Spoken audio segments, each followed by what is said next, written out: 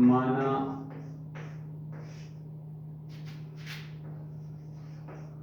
आफताब की वर्तमान आयु, वर्तमान में आज के समय आयु x है। पुत्री की आयु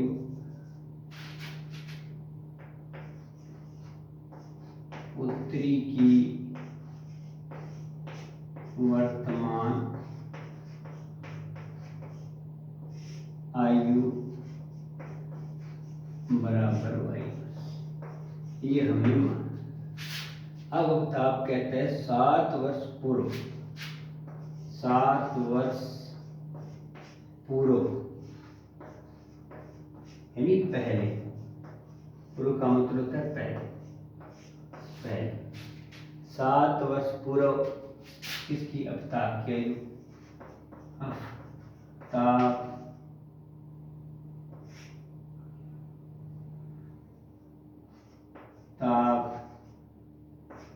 की आयु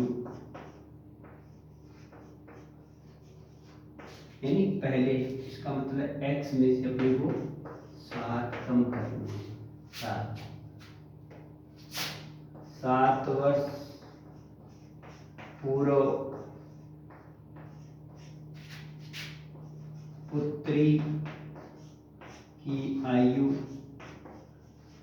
पुत्री की आयु क्या होगी? वो भी 7 वर्ष कम, प्रश्नानुसार,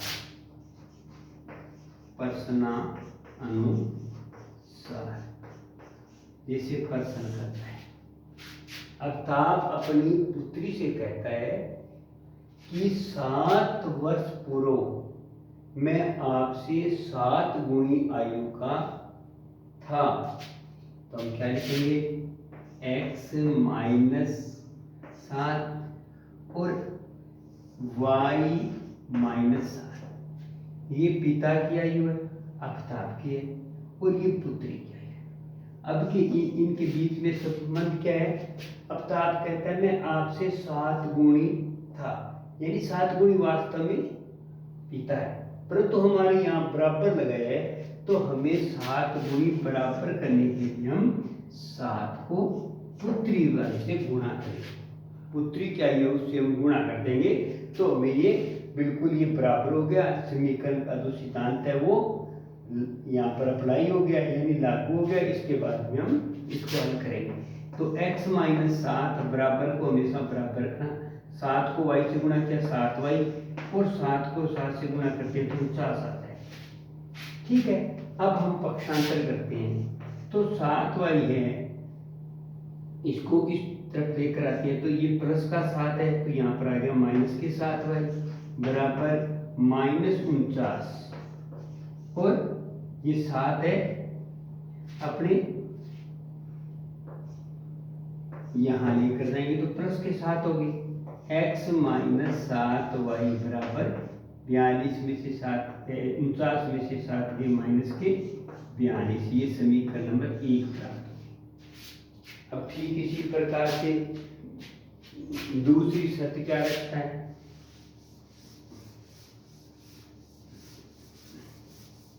दूसरी शर्त क्या है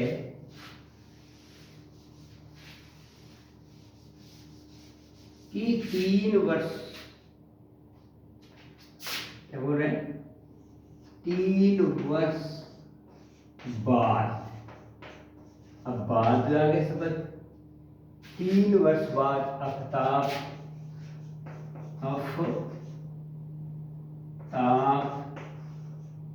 की आयु क्या लिखेंगे अपने, यानी बाद में है, तो x तो वर्तमान में है और 3 साल बढ़ जाएगा, इसलिए प्लस के 3 लिखते हैं।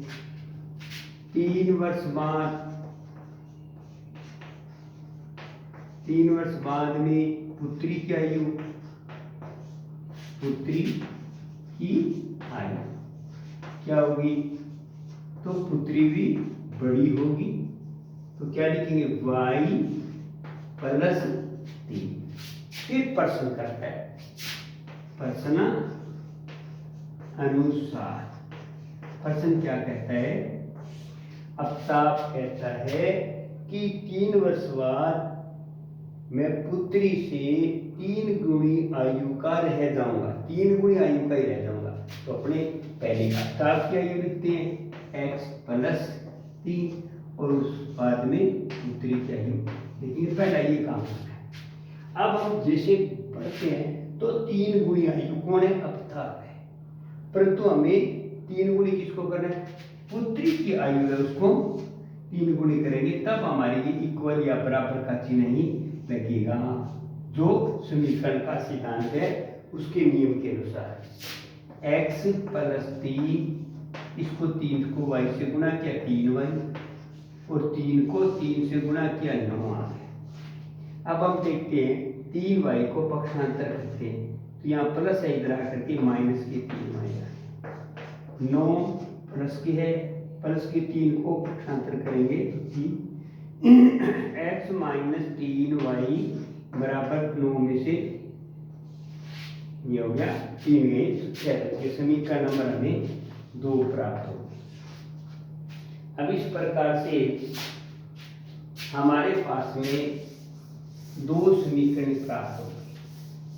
कौन कौन सी समीकरण प्राप्त हुई है?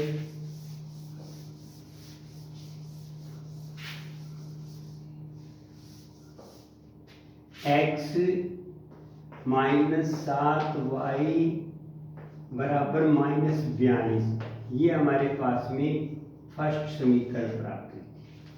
x माइनस 3y बराबर x माइनस 3y बराबर 6, समीकरण नंबर 2। ये दोनों की दोनों रैखिक समीकरण है। अब रैखिक समीकरण को हल करते समय हमें इनके मान निकालने, तो कैसे निकालेंगे सर? इसके निकालेंगे तो माना y बराबर हमने 7, y बराबर क्या माना? 7, तो x माइनस 7 यहाँ पर गुणा है तो यहाँ गुणा लिखा, y का मान कितना है? 7, 7 लिखा बराबर माइनस के 42। अब x माइनस 7 को 7 से गुणा करें 49 बराबर माइनस के 42। अब क्या लिखेंगे? x बराबर माइनस 42, माइनस 42 पक्षांतर करेंगे तो प्लस के 49। तो हमारे पास आंसर क्या है? उत्तर क्या है? प्लस के 7। तो हम अब क्या बिंदु ए प्राप्त हुआ। बिंदु ए के निर्देशांक है, पहले x का मान रखना चाहिए प्लस के 7 और दूसरी बार ये 7। इस प्रकार से हमें ए बिंदु प्राप्त हो गया। अब इसी प्रकार से बी बिंदु प्राप्त करते हैं। ए बिंदु क्या आया? हमारे पास 7 और 7 प्राप्त हो गया। अब देखते हैं हम y का मान कुछ और रखते हैं। माना y बराबर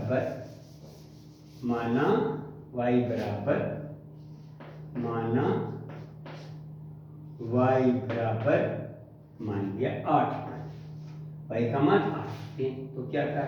x माइनस 7, y का मान 8 गुणा में 8 बराबर किसी बराबर माइनस का 42। तब क्या देखते हैं हम? x माइनस 8 7 56 बराबर 42, माइनस के ये माइनस 42, x बराबर माइनस 42 प्लस के 56। तो किसकी आई? माइनस के 42 और प्लस के 56, तो किसके ज्यादा है? प्लस के ज्यादा है। कितने ज्यादा है? 14 ज्यादा है। तो हमारे पास में बी बिंदु प्राप्त हो गया 14 और 8। इस प्रकार से हम बी बिंदु 14 और 8 हमारे प्राप्त हो गया। इसी प्रकार से हम क्या करेंगे?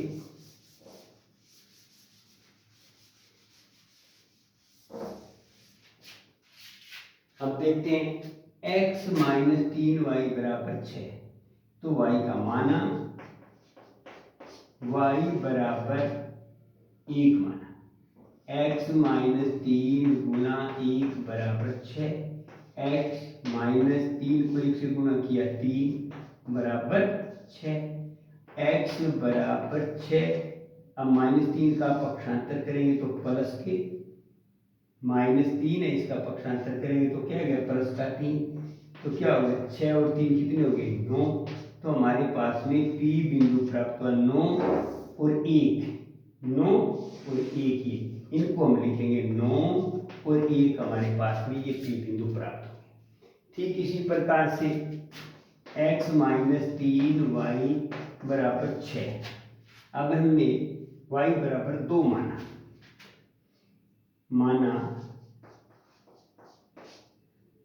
y बराबर 2 माना, तो क्या लिखेंगे x माइनस 3 गुणा 2 बराबर 6। अब इन दोनों को गुणा करना एक काम, x बराबर क्या आ गया माइनस की 6 बराबर 6, x बराबर क्या लिखेंगे 6, पक्षांतर करेंगे प्लस की 6 आ गई, तो x बराबर कितना आ गया 12 आ गया। तो हमारे पास में q बिंदु क्या हुआ 12, 12 और 2, 12 और दूसरा y का मान क्या है 2, तो हमारे पास में P बिंदु क्या प्राप्त हुआ था 9 और 1, और Q बिंदु प्राप्त हुआ 12 और 2। इसके बाद में हम ग्राफ की रचना करेंगे। अब ग्राफ बनाते समय हमें विशेष रूप से ध्यान रखना है, जैसे हम यहाँ पर देख रहे हैं कि सभी ये क्या है चिन्ह हमें सभी प्लस के हैं, देख रहे हैं, तो हमें हमेशा इसको इस तरफ ऐसे लिखें और ऐसे। अब हम देख रहे हैं ये क्या है x और ये x डैश अक्ष है, ये y और y डैश x है। अब हम देखते हैं, हम इस पे 1 सेमी बराबर पैमाना लिखेंगे, x अक्ष पर 1 सेमी बराबर 1 है। इसी प्रकार से y अक्ष पर पैमाना क्या मानेंगे 1 वर्ष, ये तो आयु, ये y अक्ष पर क्या लिखेंगे 1 सेमी बराबर क्या लिखेंगे 1 वर्ष, ऐसे मान 1 वर्ष ऐसे। अब हमारे 1 2 3 4 5 6 7 8 9 10 11 12 13 14 15 16 प्लस 1 प्लस 2 प्लस 3,